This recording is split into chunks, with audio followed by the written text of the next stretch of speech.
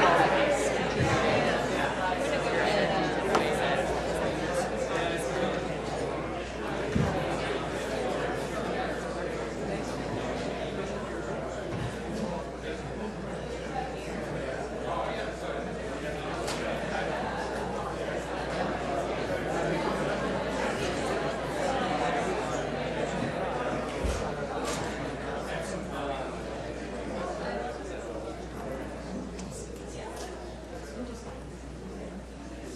Good morning, my name is Megan McLaurin, and I'm the Senior Managing Editor of the Vermont Journal of Environmental Law. It's wonderful to see you all here today. It's my pleasure to introduce the next panel, well, the moderator of the next panel, entitled Adapting to Climate Change, the U.S. Military's Response. But before I do so, I would like to thank the Federalist Society for co-sponsoring this next panel, and moderating the panel is William Arkin. William Arkin is a Vermont-based, award-winning, and best-selling author and military expert. Arkin began writing books on contemporary military subjects in 1981. He was the first to reveal the size and extent of the worldwide nuclear weapons infrastructure, the first to write a comprehensive unclassified encyclopedia of nuclear weapons, and the first to reveal the post-9/11 growth of the secret world of intelligence and private contracting. Arkin was an Army intelligence analyst in West Berlin in the 1970s and was a longtime on-air military analyst for NBC News and columnist and writer for the Los Angeles Times and the Washington Post. His latest book, American Coup, How a Terrified Government is Destroying the Constitution, was just published by Little, Brown and Company.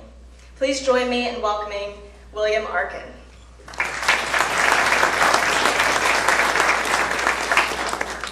Okay, I'm very proud to be here today, and I'm very proud to be moderating the only panel that has got some balance.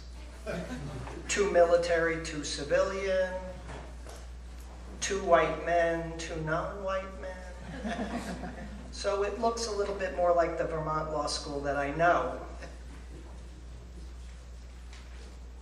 In preparing myself for this panel, I thought that it would be important to lay some ideas on the table that I hope that the panelists would take some advantage of. And I called around to buddies that I know in Washington who work on this issue, and all of them basically said the same thing, which was if it doesn't save money, it doesn't fly. Which I thought was interesting. But in the process, I picked up a new buzzword. Love it. So when I was in the Army 40 years ago, we learned in basic training that the worse the weather, the more you're required to be in it. And that's kind of the old-fashioned. It's still true. Now, I hear there's something called the adminisphere.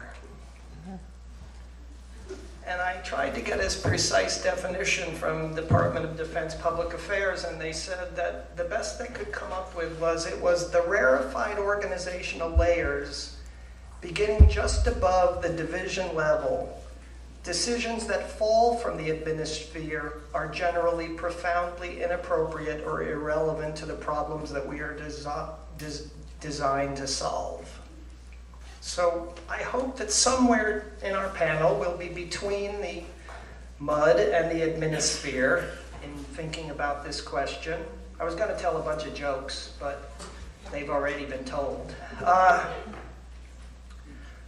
But the one that I thought that was most interesting was I went and looked at the CIA's website for kids.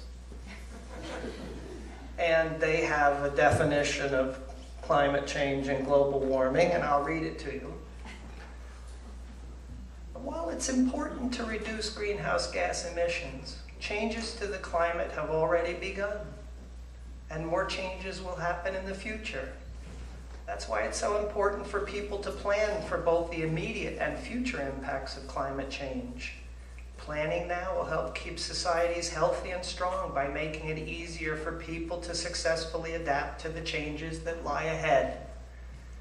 We may face a future in which we only see polar bears in zoos. And I thought, oh, so nothing's going to change. All right, so let me introduce the panel. You can read, so I'll leave the full bios for you to do so. We start with Sid Velandy. He's a Marine Corps Reserve officer who served in Iraq. He served at Marine Corps headquarters for the Central Command, the command responsible for the Middle East, and as a special assistant coffee maker for this commandant of the Marine Corps. Sarah Light, what more can I say? Harvard, Rhodes Scholar, Yale, Wharton School. Scares the shit out of me. Jody Prescott. He's a retired senior JAG with a distinguished operational teaching and practice career, and he was the legal advisor, the chief legal advisor to the ISAF commander, the NATO command in Afghanistan. Steve Dycus, another local boy, well known to most of you in the room. Steve's career in national security law has been peppered with some inroads that he's made into both Washington and into the U.S. military, and I hope he shares some of his experiences with that during this panel. The panelists are going to appear in the order that I've introduced them. I'm hoping that they'll each speak for 10 minutes, and then we'll have a lively discussion. Thank you.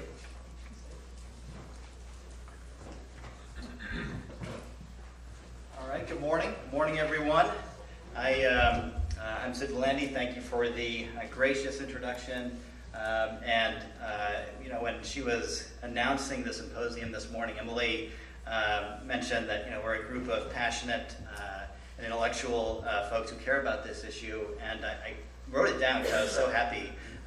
Maybe the closest that a Marine will ever be referred to as an intellectual, so I was happy to have that kind introduction. Thanks also to Kate Jastrom for introducing me to this august group, so thank you very much.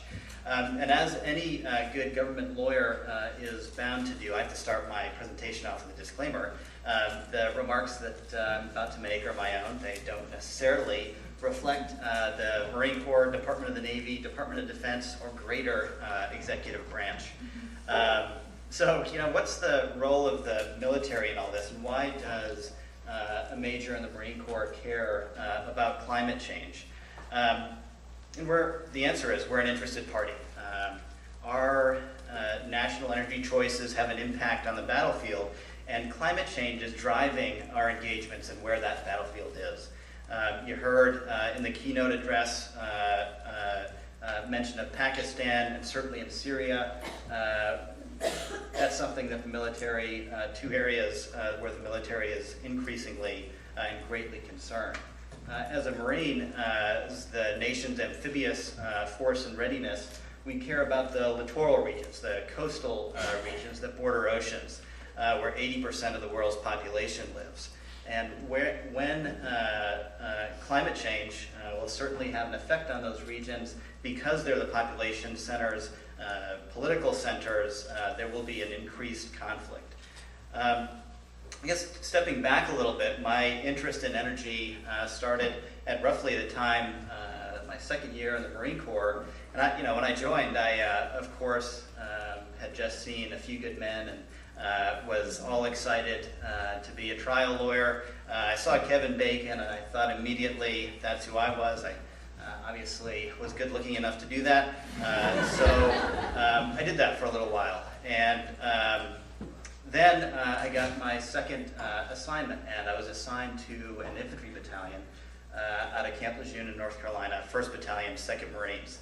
I was assigned initially to be their rule of law advisor, but as something that could only happen in the Marine Corps happened, the executive officer of the battalion, while we were in pre-deployment training, was transferred to another unit, and the battalion commander, comes from a famous Marine Corps family, his name is Jimmy Christmas, turned to me and said, Sid, you are now executive officer. So I spent about a year, including a combat deployment and second in command of an infantry unit, and as a lawyer that was a pretty interesting job and probably the best job I'll ever have. We deployed to Iraq during the awakening in 2007. which was a difficult time, but a great time to be there. As the executive officer, I was responsible for synchronizing all the staff sections of the battalion to affect the battalion commander's intent. And one of those sections was logistics. And we were constantly running convoys across the desert to deliver food and liquid logistics, water and fuel, to parts hither and yon throughout the El Anbar province. And we lost a lot of Marines doing that. One in particular was a mass sergeant. He was the chief of our motor transport section, very senior and a very accomplished Marine. We lost him. And so then I certainly, and the Marine Corps more broadly, viewing this, started to study it. And what they found was for every 50 convoys, 1 Marine was killed. 1 in 17 convoys was disrupted by an IED. And 70% of those convoys were trucking liquid logistics, fuel and water.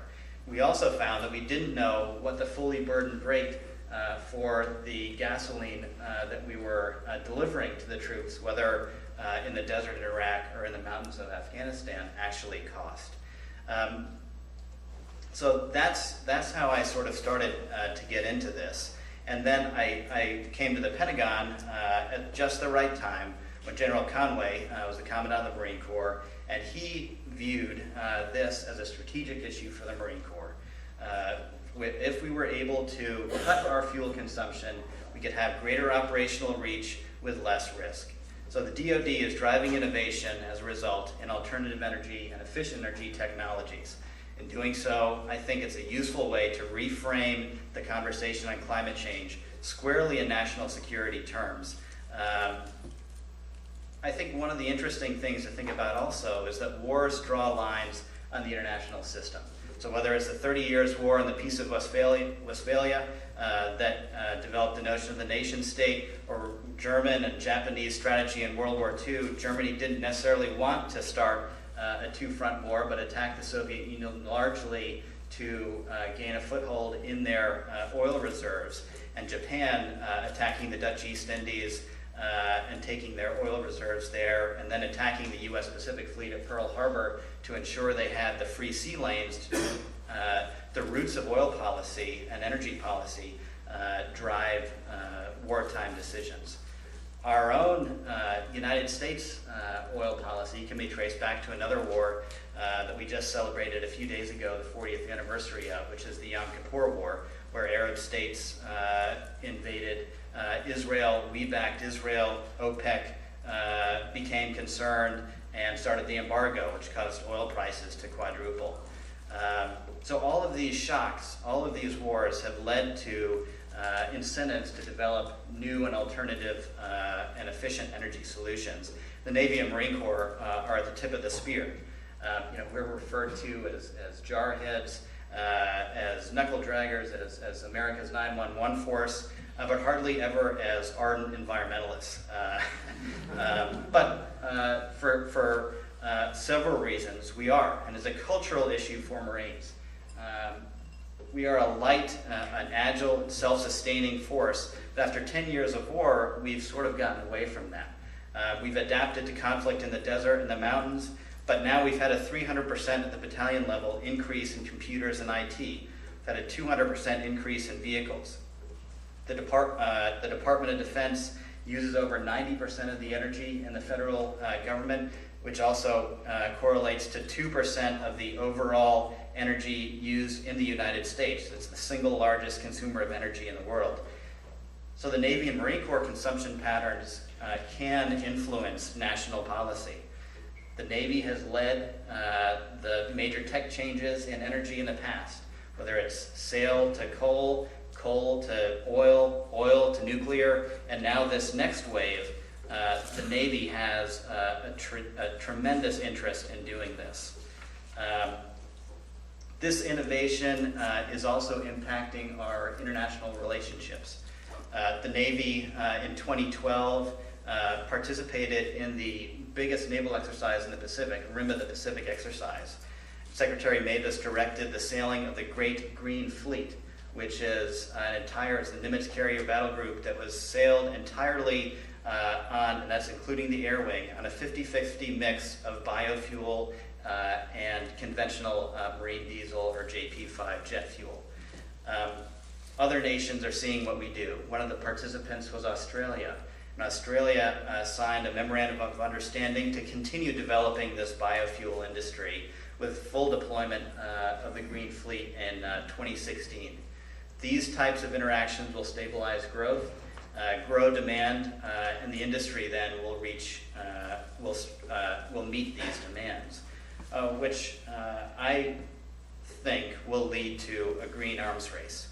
Nations seeking alternative and efficient energy solutions, which will drive innovation among allies and stabilize relationships. And as we rebalance or pivot, whatever the word is in Washington, to focus on the Asia-Pacific, this will certainly have an impact on China. Initially, China viewed this pivot and rebalancing as a shift back to a Cold War containment strategy, but that's not entirely true. The world has changed since then, and I think that this is an opportunity for a positive, cooperative, and comprehensive approach to China policy, and we can expect and hope for expanded collaboration and cooperation with the People's Liberation Army and increase mill-to-mill interaction. One area that is important is the South China Sea. We have significant natural resources there. A UN survey in the 70s found that there was tremendous hydrocarbon underneath the South China Sea. Busiest shipping lanes in the world, 3 times busier than the Suez Canal, 5 times as busy as the Panama Canal. So the U.S. has an interest in patrolling those areas. That's an ability that we have to interact with the Chinese Navy on a greater basis. So, the keynote speaker mentioned a mutually protective collaboration. I think this is exactly an area where we can do that. And we can talk about energy with China in a way that we can't talk about other issues. Because they are the world's largest energy consumer, because they're now the largest oil importer in the world this month, we can talk to them on a more transparent level with respect to energy than we could with respect to cyber issues or currency manipulation or any of the other irritants that we have between our two nations. So I think that, what's the military's role? We have a tremendous interest in this area, and it requires bold action. And I'll just conclude by saying when President Roosevelt sent the Great White Fleet around the world about 100 years ago, he sent it without the funding to get them back. When President Kennedy said in the early 60s that we're going to get to the moon by the end of the decade, the technology to do it wasn't even invented yet. So in just like those, we can't be timid. We can't be timid in this area, and bold steps are in our nature, and the military is a terrific avenue to do it. Thank you very much.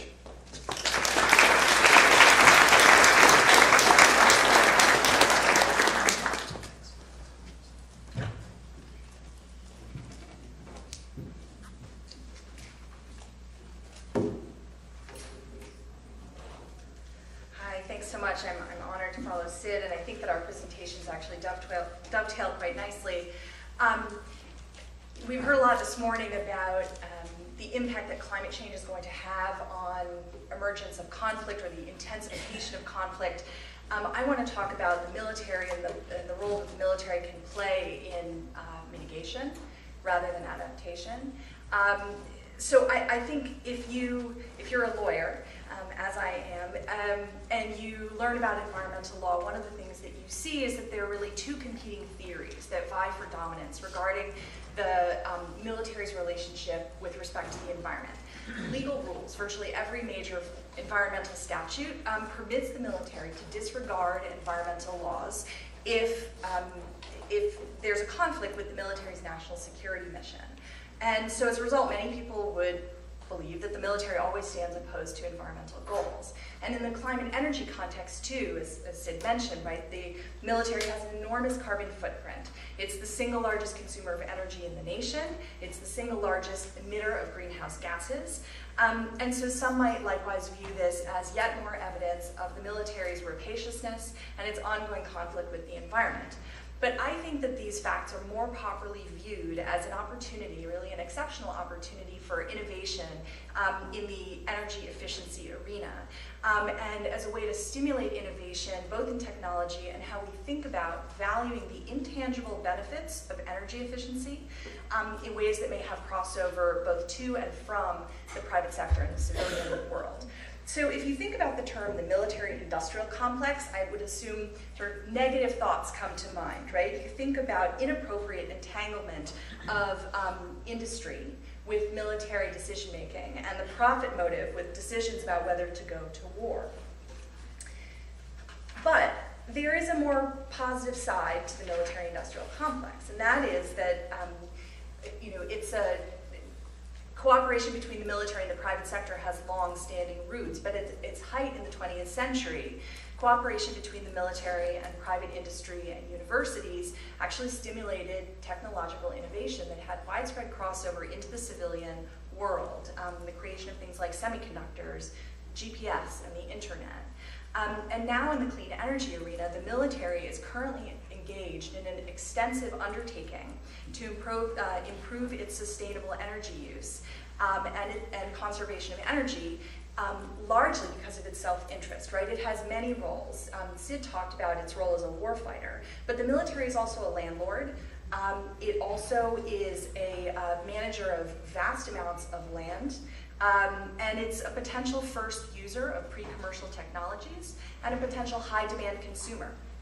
So the military is undertaking this kind of clean energy initiative, not only in response to legal mandates from Congress and presidential executive orders, but also voluntarily in response to its battlefield and national security needs. In some cases, what I think is really interesting, so I'm a lawyer, but I teach at a business school, the military is actually leveraging private financing for these major energy infrastructure projects, rather than taxpayer funds, which obviously becomes increasingly important in an era of sequesters and fights over the budget.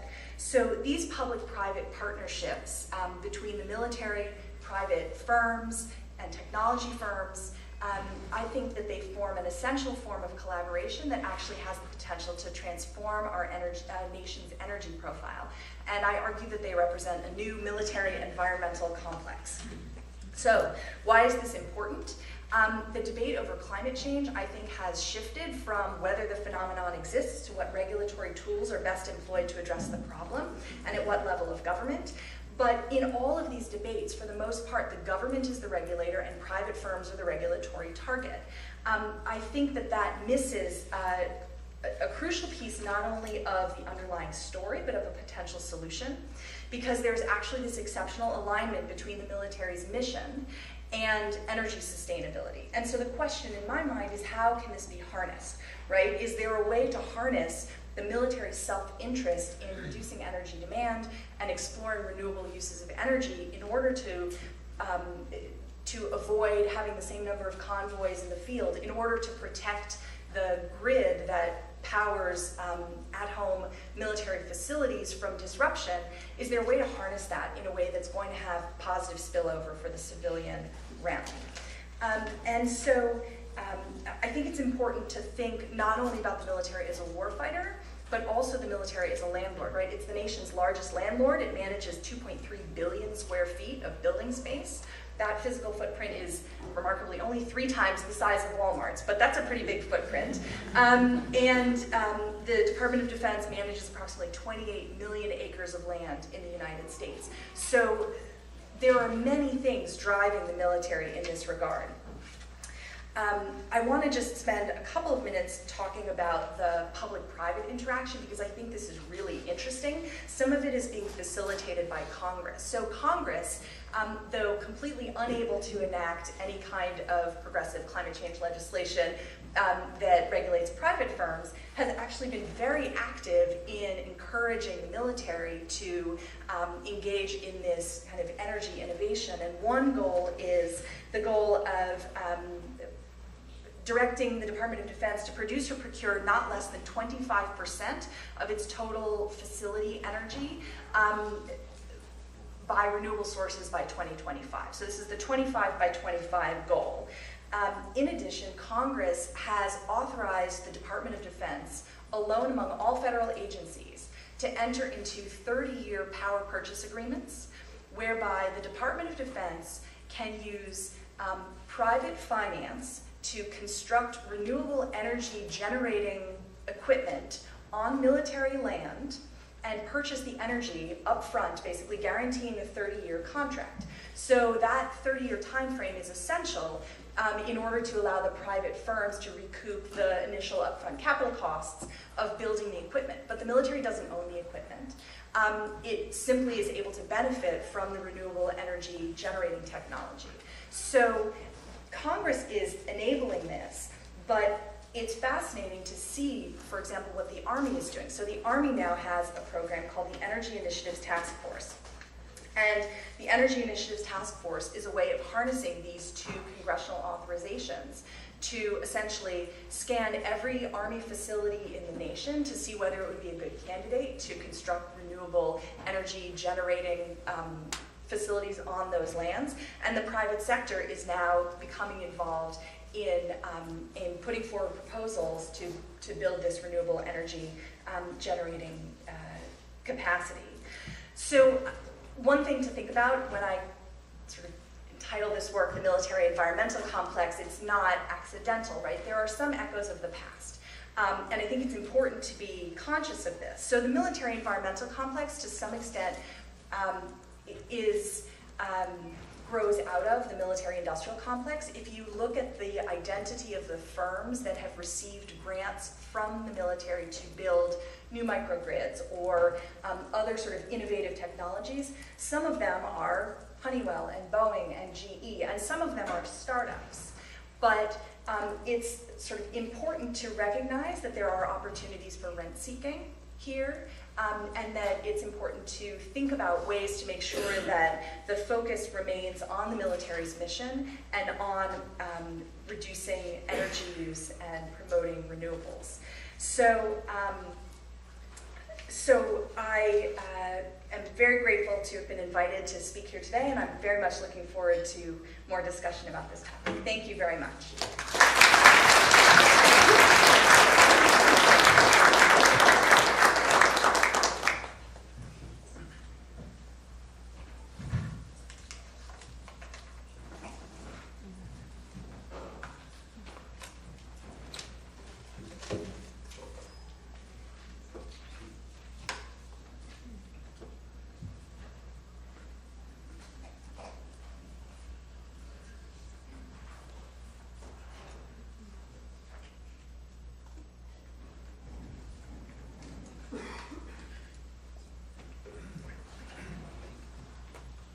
Good morning, everyone. I want to thank the organizers very much for the opportunity to talk to you this morning about a little-known National Guard kind of unit that I think has the potential to serve not just as a model for thinking and rethinking about the way the military conducts operations overseas in terms of the interrelationship between gender and climate change, but perhaps also serves as a lens through which to look back into military doctrine, training, and operations, and think about why we don't do a better job of addressing gender in what we do on a daily basis.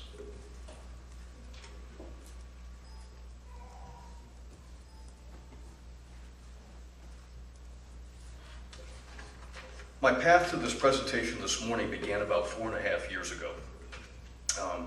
The commander sent me down to Zabul province in Afghanistan to work on some environmental damage claims. A base was being built in what people in Kabul thought was the middle of nowhere, but quite frankly ended up being very fertile wheat fields in the middle of a lot of villages that weren't consulted before the construction began. I knew intellectually that I was going to one of the most conservative parts of Afghanistan. I knew intellectually that I would not see any women.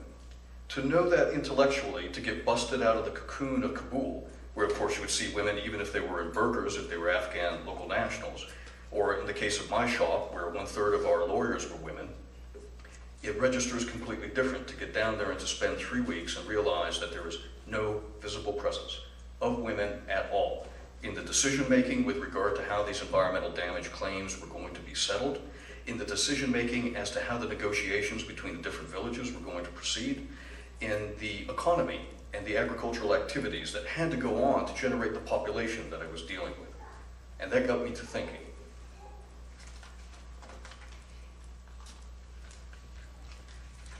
We've had great presentations describing to you the current approach by the military. I'm looking forward to Professor Dycus' presentation as well. What I'd like to talk about is something a little bit different. This is thinking about not just what we're doing as a military to, as a fact, deal with climate change, but to think about dealing with climate change as a process in the middle of operations, into places in which we might be deployed.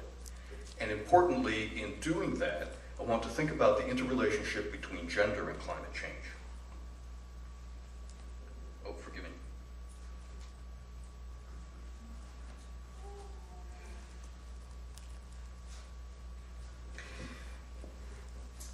There would appear to be at least 3 primary drivers of the gender-differentiated impact of climate change.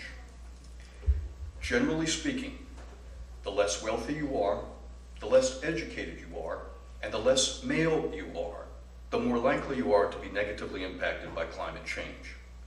This is going to be accentuated in less developed countries, but that does not mean that people in developed countries are immune to this as well, as we saw with Hurricane Katrina. When we take this operational reality of there being a gender-differentiated impact of climate change in these conflict areas to which we presume our forces may be deployed in a peacekeeping manner or a peace enforcement manner, it becomes very important then to think about to what degree do we as a military think about the relationship between gender and climate change. And how do we think about climate change? Is it just a fact to be accepted as we get a mission? Or is it a process in which we can have some sort of either mitigative or adaptive impact while we're there? If you take those portions of U.S. doctrine, so that is the guidance that ostensibly guides what military operations are like and how they're conducted, and of course there's a caveat with that because we as Americans are notorious for not following our doctrine. But if you take the doctrine that's published, and this is important because even though doctrine itself might not drive dollars, it does reflect to a degree those forces and those patterns of thinking that are going to have an impact on resource allocation, whether it's money, time, troops, or equipment. So when we look at U.S. doctrine and we isolate out those bits of operations that would seem to be most applicable, the guidance that's applicable to these kinds of operations that are listed here, these would seem to be the ones that we might be most involved in dealing with a climate change conflict situation. So the question is, to what degree do these bodies of doctrine deal with climate change? And to what extent, even further, do they recognize the gender-differentiated impact of climate change as an operational reality? The answer, it approaches 0. This is not just military doctrine in general. These are the doctrinal publications that are specifically focused on the kinds of operations that we think we're going to be conducting. In fact, if you look at some of the most current ones, let's take the counterinsurgency doctrine. Women are mentioned twice. What? I thought we were in the middle of war amongst the people, but we're ignoring half of them. Women are mentioned twice, both times. Well, you know, if you're going into a conservative Muslim village, it might be a good idea not to have a female translator. Oh, thank you for that. The other kinds of doctrine that I've listed here are significant in that sense as well. So let's go to the kind of doctrine that we would assume, in fact, would have the greatest sensitivity, the greatest fidelity to the notion that gender, and perhaps the impact of climate change with gender, is an operational reality, and that's the civil military affairs doctrine. It is incredibly detailed. It's based on decades of experience for both Marine, primarily the Marine Corps and the Army. There's nothing there. It gets down to the level of recommending, for example, in some of the supporting publications, you need to think about coordinating with fraternal organizations in the area of operations. Nothing about women, nothing about climate change, nothing about the relationship between the two.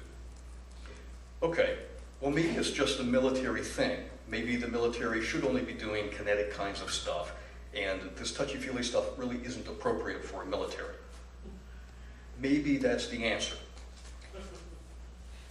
No, it's not the answer. It's not just a military thing. The Netherlands hosts the NATO Center of Excellence for Civil Military Operations. It's staffed by 7 different NATO nations. They've got a very significant handbook that's been published, 350 pages, and importantly, this handbook goes into detail talking about the importance of understanding the environment and the ecosystem in which you're operating as an operational matter, and goes into detail in talking about the importance of linking it with gender. Further, they actually have a gender operational guide, providing information based on experience, not just from NATO operations, but for UN operations as well, as how you would practically think about gender in the course of your operations and the kinds of actions that you could take to leverage that to make a difference in terms of the stability of the area that you're working in. But wait, there's more.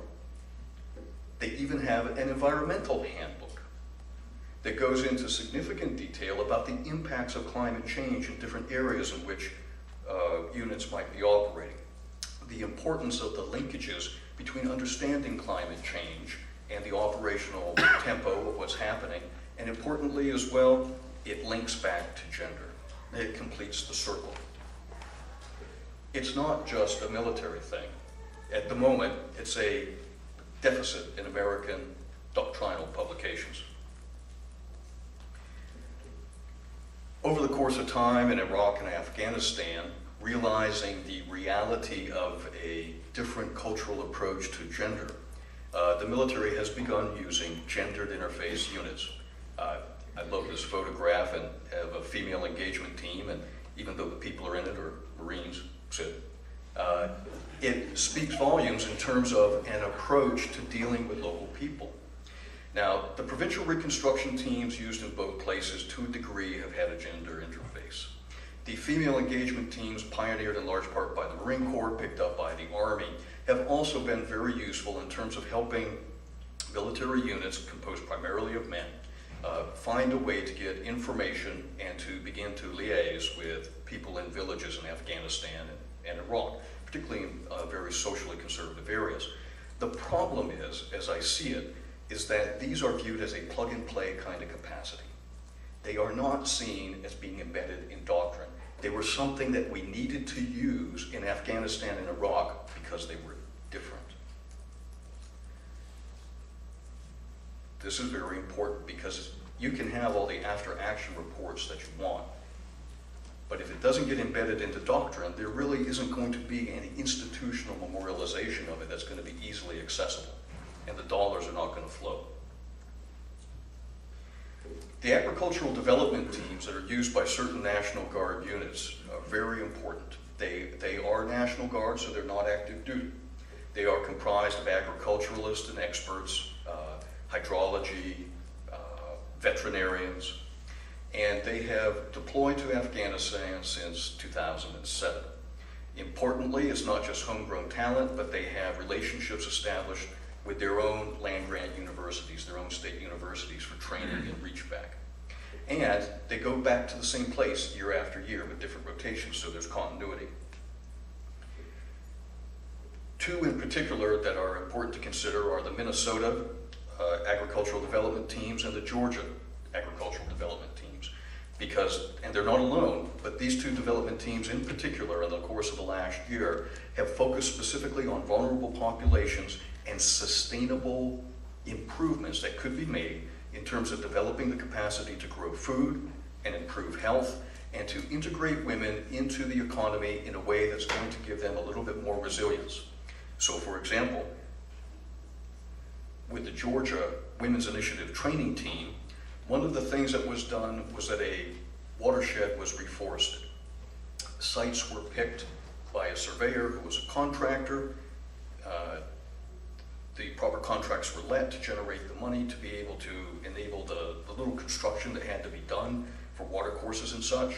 And then at the same time, women were being trained to grow saplings within the safety of their own compounds, not having to leave to go anywhere else. The contractor, as a condition of the contract, was made to buy the saplings from the women who had grown them, meaning that cash, actual hard cash, is flowing back into these families in very poor agricultural rural areas. And it changes the dynamic perhaps a little bit in terms of the social relationships in the family and the villages. So from this perspective, I believe that the ADTs, with the work that they have done in Afghanistan in particular, they're not just an idea of how we need to think about doing more than just using biofuel.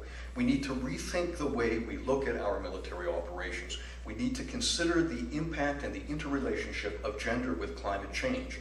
If in fact this is going to be an aggravator or a driver of conflict, our failure to address this in a meaningful way is not going to lead to success. Importantly, I think the ADTs and the work that they have done with their women's initiative training teams and their vets, they also provide a lens for us to look back into the rest of our doctrine and ask, why is it that we don't take better account of the impact of gender in operations, for example, in the application and interpretation of the law of armed conflict? So again, I'm very grateful for the opportunity to bring this very small case study to you and to talk about it, and look forward to your questions. Thank you.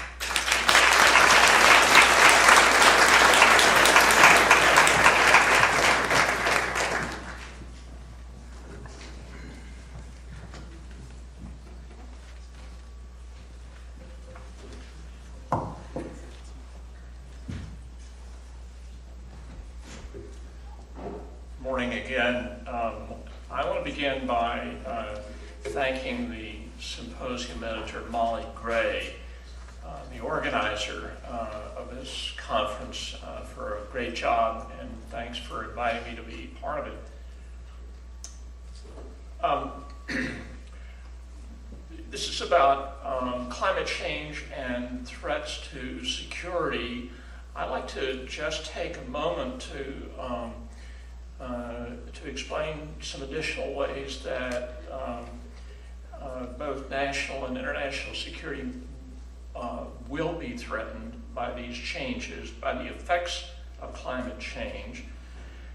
There will be increasing shortages of food and water, especially in developing countries. Diseases that heretofore have been confined to the warmer parts of the world will spread. There will be increased flooding of coastal lands, intrusion of salt water into freshwater supplies. There will be increased competition for resources. There will be mass migrations of people, both internally and also across national borders. The poverty that goes along with deteriorating economic conditions, especially in developing countries, will foster the growth of terrorism and extremism. Some states, as you know, we've already talked about Pakistan, are very fragile and already unstable, and some of these, incidentally, some who have nuclear weapons may simply fail under the weight of these changes.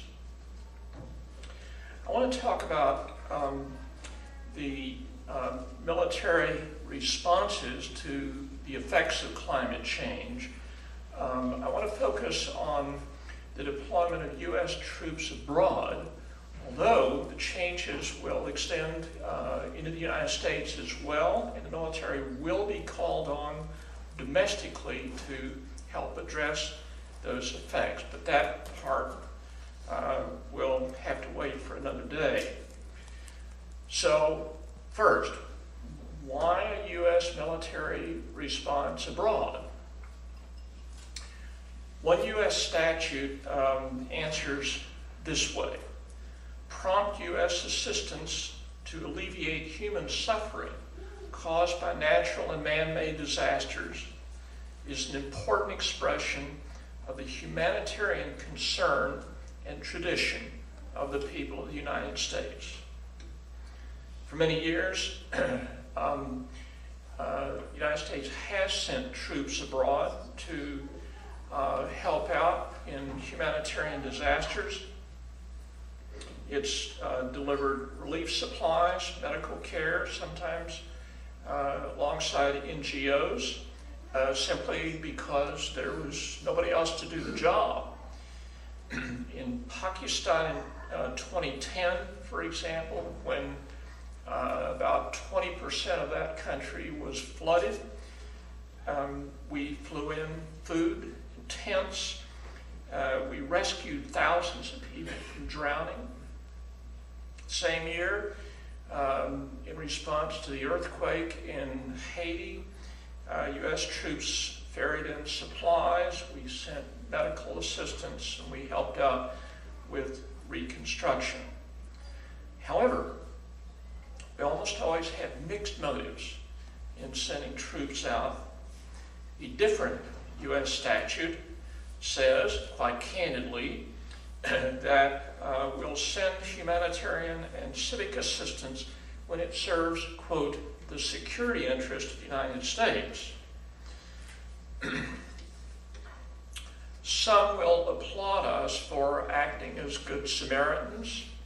All will recognize that we act in part out of self-interest.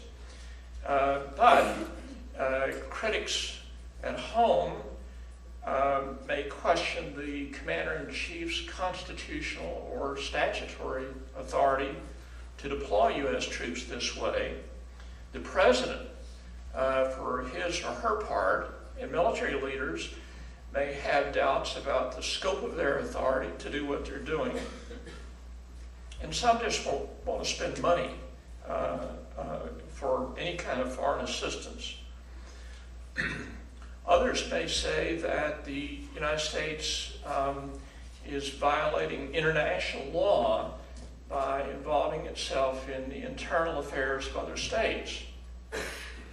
So what I want to do briefly is talk about law, because law really does matter, as an earlier panelist pointed out, both international law and domestic authority. In an August 31 speech from the White House, President Obama said that he was determined to use military force in Syria. John Steinbrenner has talked about what's going on there. To use military force in Syria if necessary to stop the slaughter of civilians. I'm comfortable, Obama said, going forward without the approval of a United Nations Security Council. But he shouldn't be. The UN Charter makes no explicit provision for humanitarian interventions, or for that matter, for any other kind of non-combat missions. However, Article 34 says that the Security Council may investigate any dispute or situation that might lead to international friction or give rise to a dispute. Could be talking about climate change here. And then Article 39 authorizes the Security Council to determine the existence of breaches or threats to the peace, again, climate change, and to decide what measures shall be taken, including the use of force, to maintain or restore international peace and security. The question about climate change was first raised in the Security Council in 2007, then again 2 years ago, and again in February of this year. The U.S. Ambassador to the United Nations, Susan Rice, said, "We strongly believe that the Council has an essential responsibility to address the clear-cut peace and security implications of a changing climate. There have been proposals to outfit UN peacekeeping forces deployed on climate-related missions with green helmets instead of the usual blue ones. The response from the Security Council: the President of the Council declared, but ever so cautiously, that the Council expresses, I'm quoting here, expresses its concern that possible adverse effects of climate change may, in the long run, aggravate certain existing threats to international peace and security. That's as far as the Security Council has been willing to go up to this point. China and Russia, both permanent members with vetoes, have blocked any formal action by the Security Council. Why? They say the Security Council has no jurisdiction to deal with these questions. In reality, they're worried that any action by the Security Council might have some effect on their domestic economies, or might even invite foreign intervention in what they regard as purely internal disputes. I don't want to ignore here the possibility that NATO might be involved, as it was in Kosovo in 1999, or in Libya the year before last, as an alternative to the Security Council. But without Security Council approval, intervention by any state for any purpose, in the absence of a direct threat to the intervening state, is illegal, violating not only the Charter, but also customary norms against intervention. On the domestic front, and incidentally, for this purpose, it doesn't matter what the Security Council does or doesn't do. We have a variety of statutory authority on which the President might rely in sending troops out on humanitarian missions. What I can tell you about these statutes is that they do not answer the important questions that we need to know. They don't provide the guidance either for the President or for military leaders who rely on the President's authority.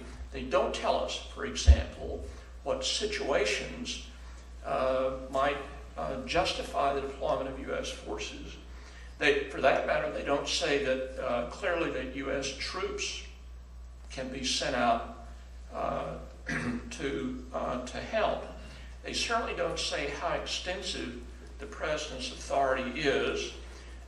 They don't address the question of whether or not U.S. troops have been invited in by the country where they land.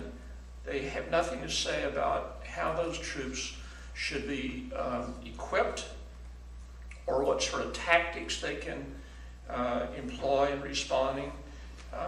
It seems to me it should matter that those troops might have to defend themselves when they arrive, carrying out their humanitarian mission.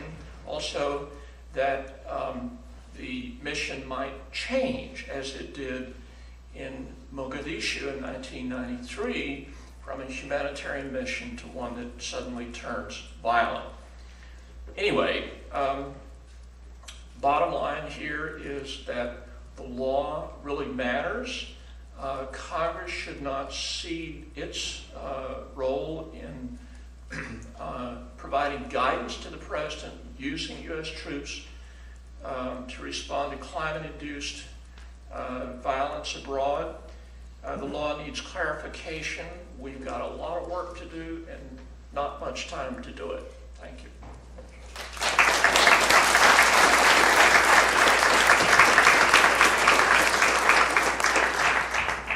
Okay, we're going to open it up for questions now. There's been a lot put on the table, and we've covered broad area. Please introduce yourselves before you ask a question, and let's try to keep our discussion to the question of the role of the U.S. military. Hi, I'm Jordan Carpenter. I'm a first-year student, law student here at BLS. I'm a veteran of the United States Army, both conflicts in Iraq and Afghanistan. Spent 4 years active duty, 2 years in the reserves in the psychological operations community. First, I wanted to say to Colonel Prescott, thank you for mentioning the cultural support teams. My experience with them was extremely positive, and their use in southern Afghanistan allowed us tactical breakthroughs that we never would have achieved without their use. But I am also concerned that their future use is in doubt. So, Ms. Light, I was so encouraged to hear you as a civilian talk about the emphasis on the overall mission of the United States military as the overarching principle. But I think you pointed out something that maybe those who have no experience with the military, it might have gone over their head when you talked about the role of the military as a landlord versus their role as a warfighter. And I was stationed at Fort Bragg, North Carolina, one of the largest military installations in the United States. But I saw them institute a green bus line while I was there, and they closed down certain parts of the base, and doing a total realignment in order to achieve these goals, which was encouraging. But overseas, I saw it. I saw some guidance to cut energy use have detrimental effects on individual units. And for example, and this is purely anecdotal, just what happened to us is they said to cut energy use, we need to perform more dismounted missions, and leave our vehicles at the base and go out on foot. And those types of decisions directly led to casualties on the battlefield, and I guess it was a force divider for us. That decision really inhibited our ability to achieve the mission that was set out to us first. So that being said, I was a junior soldier and a junior non-commissioned officer and had no decision-making authority, but I saw the effects in a way that were both good at home and bad when we were deployed. So if you could comment on that, also, Mr. Velandy. So thanks. Sure. Well, thank you very much for your question. I think the point about distinguishing between the role of the military as a landlord and a warfighter is very important. If you look at the military's energy use and fuel costs, 75% of its energy use goes to operations, and about 25% goes to facilities. And so in each of those two spheres, the military is concerned with reducing energy use, monitoring energy use, and exploring different alternative sources of power. But obviously those two are going to be very different. They actually have completely different structures within the Defense Department. In 2010, the Office of Operational Energy Plans and Programs was created with a new Assistant Secretary of Defense to basically kind of be the lead person within the entire Defense Department to deal with operational energy issues and strategy. In contrast, there's an Undersecretary of Defense for Logistics who deals with the facility side of things. So those are two different sides of the coin. I think one of the challenges is in this area and sort of the military's relationship with the environment is that there are a lot of different interest groups all of whom have different values in mind, and in some cases what's playing out is this kind of conflict among values. So if you're a soldier on the ground, the most important thing, I would think, having been a soldier on the ground, would be performing your mission and making sure that everybody gets home safely. Really basic, right? You don't care how much the fuel costs. You just know, I need this amount of fuel to do this mission, and that's it. At home in Congress, debates have played out over the Keystone XL pipeline. National Defense Authorization Acts contain provisions requiring the Defense Department to study the possibility of using coal to liquid fuel, right? Guess who inserted that into the military budget, right? I can't imagine a soldier wanting to haul around a backpack full of coal. So there are these debates about the underlying values that should be driving this innovation. And on the one hand, there's the military mission. There's also cost. There's energy independence, which is slightly different, I think, from military mission and national security. And then there's the sort of environmental side of, we are driving climate change, we are going to need to respond to climate change, so we want to reduce risks from climate change. But at the end of the day, I think, my personal view is the military environmental complex, what the military is doing right now, should not necessarily be co-opted so that people in Congress can get reelected by bringing lucrative contracts home to their districts. It also should not necessarily be co-opted by environmental groups who want to get X technology or Y technology done, and it shouldn't be co-opted necessarily by people who care more about cost, right? Because at the end of the day, you need what you need to get the job done, but it's important to be thinking about how to do that more efficiently. And I think that there is this drive to see whether reduced energy input can act as a force multiplier, right? Fewer convoys and fewer batteries and all of that. So I'm sorry to hear about that personal experience, because that's obviously not the goal. But I think that the most important thing is sort of keeping one's eye on the ball, that the military's mission is the most important thing in this universe. So if I could just add something to that.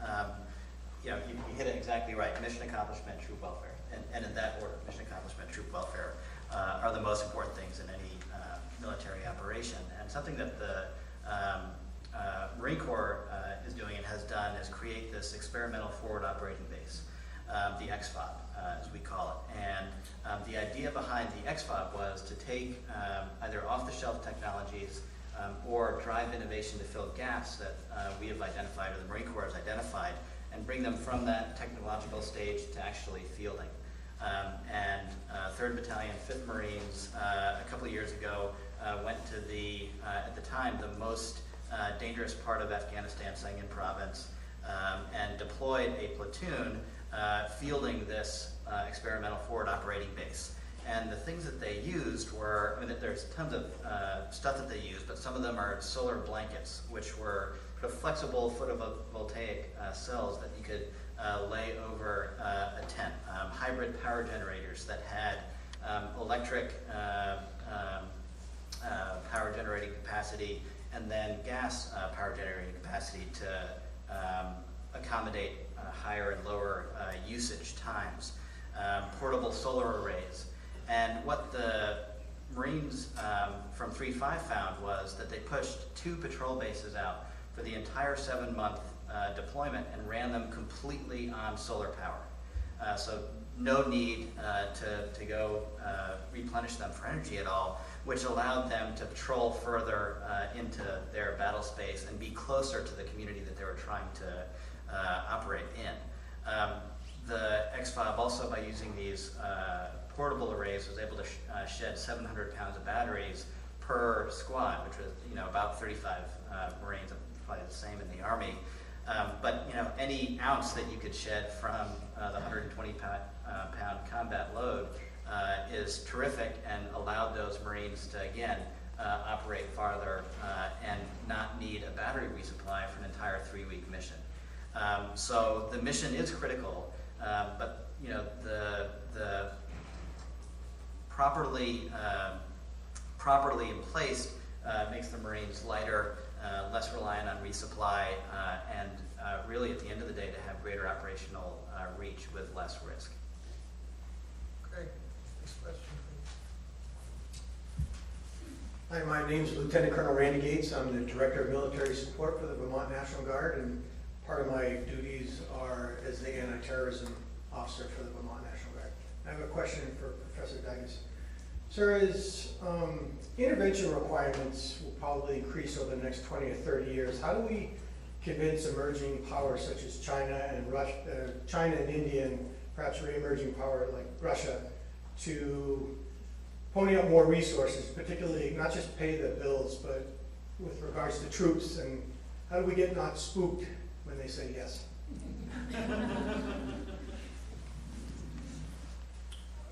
Well, the answer is not so much strategic as diplomatic, and the panel before this one talked about the reluctance of China and India to do the right thing in regard to adjusting their use of fossil fuels and so on. Same thing here. No question that China has said that it recognizes the threat of the effects of climate change. Our job is simply to appeal to that self-interest, our shared interest, and work together either in existing venues like the UN Security Council, but in a way that doesn't either directly threaten them or is likely to disrupt their local political concerns, internal concerns, or in some new venue, maybe even one invented by the Security Council to address these particular kinds of threats. I'm glossing over a lot of definitional problems here. I have no idea, for example, really how to distinguish between a purely humanitarian intervention and one that's aimed at peacekeeping or even peacemaking. And we have to recognize that those purposes overlap in practice. Plenty of historical examples. Sir, I just had one quick thing to add, sir. A lot of the debate is cultural. China in the climate realm potentially, or perhaps rightfully, has said, hey, hey, developed world, I didn't create this problem. So why should I not be able to have the same, in my growth era, why should I not be able to have the same advantages that you all have had? And it goes further than that. I mean, for a lot of their history, a great book on this is Kissinger's book on China. China was an insular society and viewed themselves as the Middle Kingdom with barbarians at all sides trying to take either their human capital or their resources, and so kept all others out. And so this energy area is a really unique way, as Professor Dycus just said, to play to their self-interest. And one of the ways the Navy is doing it is Secretary Panetta, when he was Secretary of Defense, invited the Chinese Navy to participate in the 2014 Rim of the Pacific exercise. So now China will be able to see how the Green Fleet operates, potentially how some of these Marine Corps XFOB technologies could be used for disaster relief, for example, or humanitarian assistance. So it's a way to start this dialogue in a mutually beneficial way that could work where other avenues have failed for cultural reasons and historical reasons. Okay, I'm going to exercise my prerogative and ask a question of the panelists. I've heard a lot today about our need for greater monitoring systems and databases, whether they be climate or social indicators, like let's have a database of people against nuclear power. And I wonder whether or not this gets us to the point of where we start to ask the question, what institution should be doing this? And do you panelists believe that the military institution is the proper institution to lodge this activity in, or is there a need for some other institution to be engaged? I would say it's got to be a whole of government approach. There are many different pieces to this puzzle. The military is well suited to play a role in this because of our operational and landowner responsibilities. But there is a huge diplomatic portion of this that the military, we just don't have the experts like the State Department or USAID would have. So there's, I think, the need for the military can play a large role, but there needs to be a whole of government approach. I agree totally. Different parts of the government do different things well, and for the sake of efficiency and for other reasons, they need to stick to their specialties. The military can contribute uniquely to relief from the effects of climate change because its business is transporting a lot of heavy stuff long distances.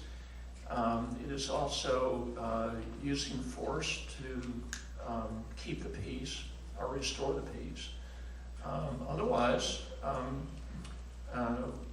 we don't want the military anywhere around, either here or elsewhere. And besides, they have other important business to attend to.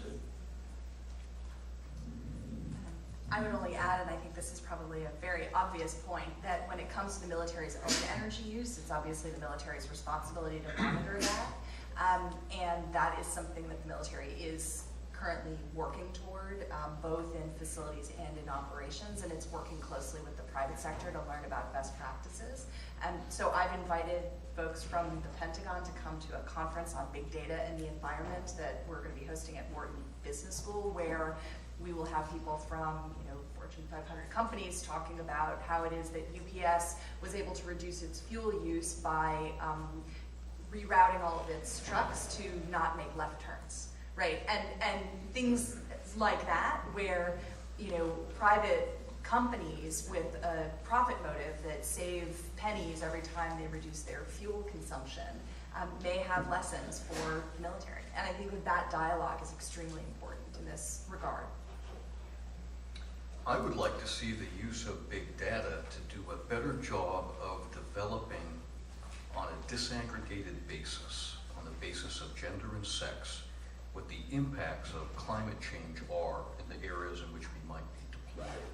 I'd like to see this information analyzed by experts, and I'd like to see this information available as if it were in the cloud, for example, so some psychological operations operator in the middle of nowhere in Afghanistan can get to his or her smartphone and bring up data on the village into which they're going and find out what's happening in terms of, for example, population percentages, how many women are widowed, how many women depend on their sons, for example, to provide for them. What's the water situation like? How good is the water? I would like to see a different approach in terms of looking not just for the monitoring of the material things. I would like to see a better appreciation of the social situation that our soldiers will be fighting in, so we have a better idea of how to fight smarter. Next question. Hi, my name is Sarah Main, and I'm a student at St. Michael's College studying environmental studies and political science. And I was just curious as to how any one of you might respond to the very pro-environment argument that in framing climate change through the military lens, it attempts to frame an aspect of the new security dilemma through the old security dilemma, that is, that climate change is a threat to us that occurs outside of our borders and is inflicted on us by foreign allies and enemies alike.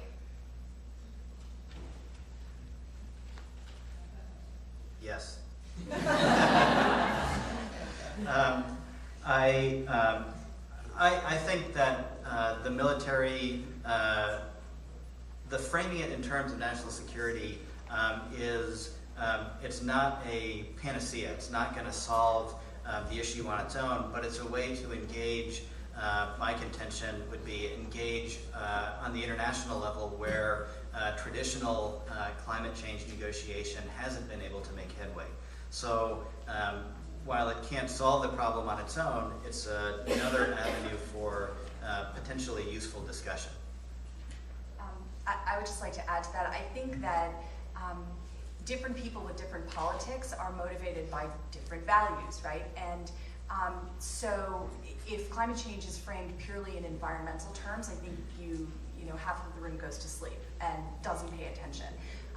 And when it's framed in military terms, people wake up. And I think that in and of itself is valuable. I would just cite, there was a study that came out within the last year in the Proceedings of the National Academy of Sciences, and it was so interesting that it was mentioned on the Colbert Report. And so the study was a study of people's purchasing preferences with respect to compact fluorescent light bulbs versus incandescent light bulbs. And people were given a hypothetical $5 to either purchase the $4.50 incandescent or the 50-cent, whatever, I don't even remember what the prices were, the incandescent or the compact fluorescent, and they were given information about the energy savings versus the upfront costs of each. And when presented with this choice, these people were all sort of also coded for their political background and their ideological leanings. Whether conservative or liberal, people tended to prefer the compact fluorescent light bulb when all the information was provided to them. The same experiment was then repeated with the coding for sort of ideological preferences, but this time a sticker was affixed to the compact fluorescent light bulb that said, "Protect the environment." And when that sticker was affixed, people who had conservative political leanings chose not to purchase the compact fluorescent light bulb in statistically significant numbers. And so, I would love to do a follow-up study to see if you affixed a sticker that said, U.S. military grade to the compact fluorescent light bulb, whether that would come out differently. I haven't yet managed to convince the authors of the study to work with me on that. But the point is, different values motivate people. And so while I think people are hypersensitive to being manipulated, right? You can't manipulate this. But to the extent that it's genuine, I think it's important to tie it to national security because I think you get that other half of the room interested. I just hate what Sarah just said. But it's true, of course. The only way we'll make any headway here is by appealing to people's and nations' self-interest. The fact is, of course, that climate change, like a lot of other environmental problems, doesn't respect national boundaries. It's a shared problem. Also, the effects of climate change in a place like Syria, as John Steinbrenner's pointed out, reverberate. They affect us here at home in some very intimate ways.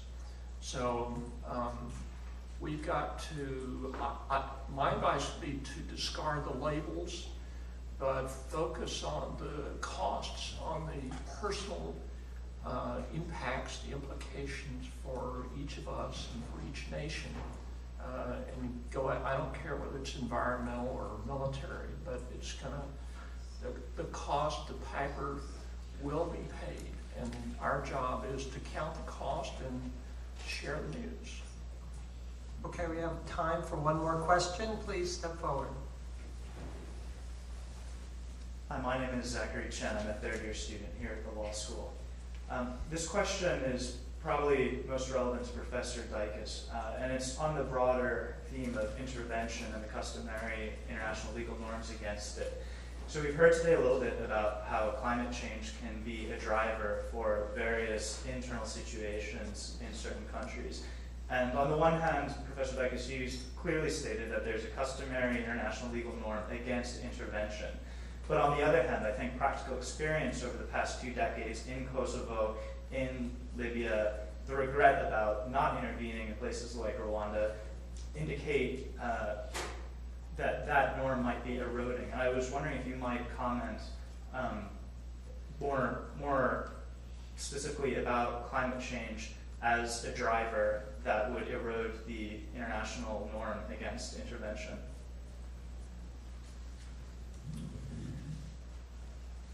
Well, to go back to Syria, which provides a good current example, one of the effects of climate change apparently in Syria has been drought, famine, resulting migration of people into cities and the conflicts that arise there, sectarian and otherwise. There's also incidentally movement across national borders, which is creating very serious tensions in the region. But another one of the effects is the government's, the Assad regime's response, as mentioned in the earlier panel, response to these changes, that is to the in-migrations to cities. And in this case, a brutal, inhumane response, using the military in Syria to target civilians, non-combatants. And there is a growing body of opinion that says that the normal rules about non-intervention or non-violation of the sovereignty of another state are suspended, not only to enable, but in some people's view, to require intervention by those who are able to stop the slaughter, to stop the humanitarian violations. But it's a slippery business. You can see the potential of invoking this theory as a pretext for aggression, right? That's why, in my view, it's so very important to rely on the collective judgment and the transparency that goes along with a determination by a body like the UN Security Council to approve that sort of intervention. Thank you. Thank you. So we're now going to take a break for lunch. I'd like you to join me in thanking the panelists.